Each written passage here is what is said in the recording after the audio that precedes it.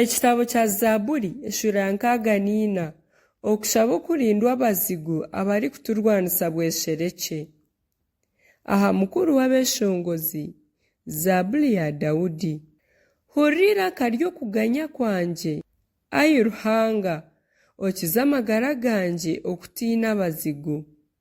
Onsherekye enama ez'ababi barikungirira n'okujagarira kw'enkozi z'ebibi. Abatyaza endimi zaabo nka rurara, bakatamika emyambi yabo, nibyo bigambo byabo ebirikusharira.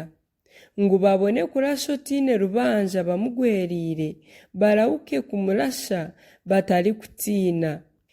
Beegumiza omu nama zaabo mbi, bahanuura okutega emitego omu mubonano, nibagira bati, nooha orikwija kutureeba?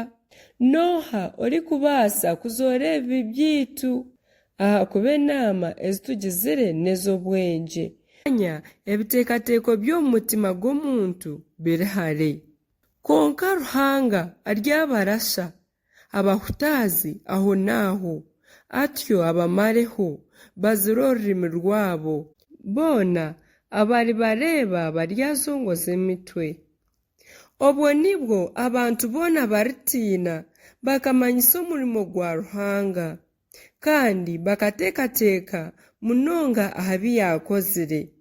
Abahikiriire baryashemererwa omuri Mukama bamwesigye, boona baine emitima egororokere beesiime.